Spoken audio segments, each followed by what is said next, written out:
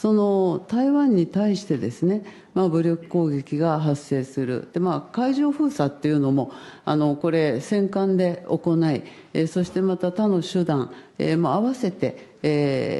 この対応した場合には、武力行使が生じうる、話でございます。前不久，日本首相高市早苗称台湾有事可能触发日本危机事态，暗示武力介入台海的可能性。这种论调与其导师安倍晋三台湾有事就是日本有事的论调一脉相承，甚至进一步加码。其核心就是将日本和台湾问题深度捆绑，拒不脱钩。很多人不禁要问，作为二战的战败国，日本这只饿狼为什么至今仍要对台湾死咬不放呢？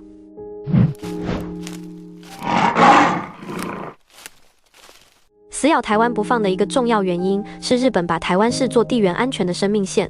单看地图，台湾位于西太平洋第一岛链正中。在日本的安全战略中，台湾被视为其西南方向的天然屏障和第一岛链上最关键的一環。日本右翼政治人物常将台湾称为不成的航母。尖閣諸島や先島、与那国島などは台湾からものの100キロ程度しか離れていません。台湾への武力侵攻は地理的、空間的に必ず日本の国土に対する重大な危険を引き起こさずにはいません。安倍的说法反映出日本右翼的真实焦虑。如果中国完成统一，第一岛链将被彻底突破，中国海军和空军力量将前出太平洋。对日本而言，这不仅意味着其西南方向安全屏障的丧失，更代表着西太平洋战略格局的根本性改变。这是右翼势力不愿看到的。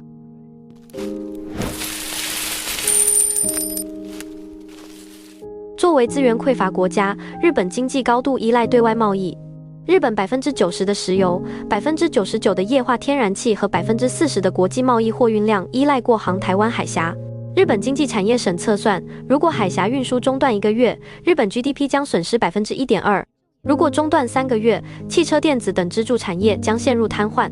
对资源贫瘠、高度依赖外贸的日本而言，不但嘴边的肥肉吃不上了，还无异于被掐住喉咙。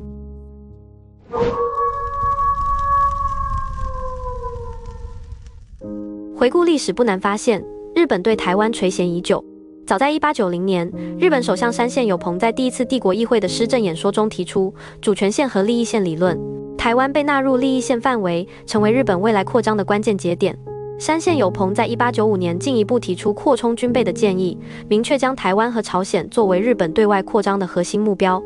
日本对台湾的侵略行动甚至比理论来得更早。早在1593年，日本军阀丰臣秀吉就曾派出使者，强令台湾高山国王纳贡，被理所当然的拒绝。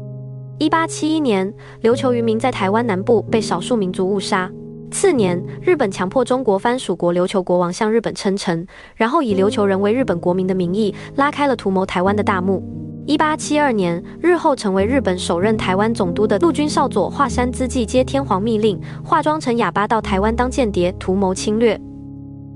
1874年，日本以琉球渔民被台湾藩民杀害为借口，想占领台湾东部藩民居住区，史称牡丹社事件。1894年，日本通过甲午海战迫使清廷签订马关条约，终于如愿将台湾一口吞下，开启了长达50年的殖民统治。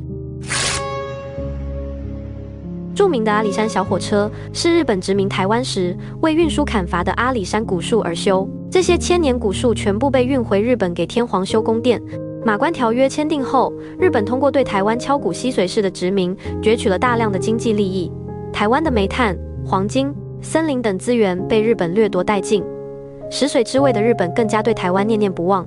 时至今日，部分日本的右翼势力仍将台湾视为心理上的旧领土。日本对台湾的觊觎不是一日之贪念，狼子野心由来已久，也就不可能在短时浇灭。日本右翼政客反复提及台湾有事就是日本有事，正是这种野心在当下的投射。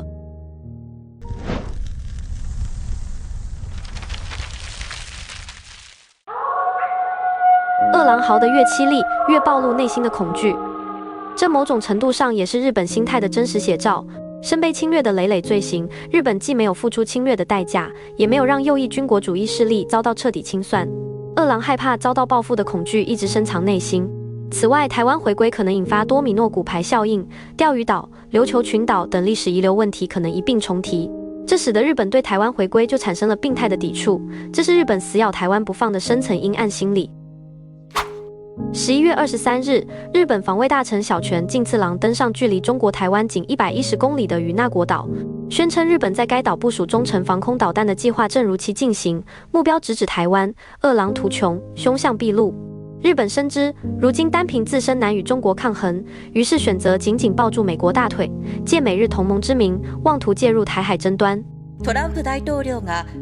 ウォール・ストリート・ジャーナルは当局者の話として台湾に関する発言のトーンを和らげ、中国を刺激しないように求めたとしています。不过，日本右翼或许没有搞清楚一点，这一局里还有猎人美国，嚎叫得越凶，越可能遭到猎人敲打，甚至成为替死鬼。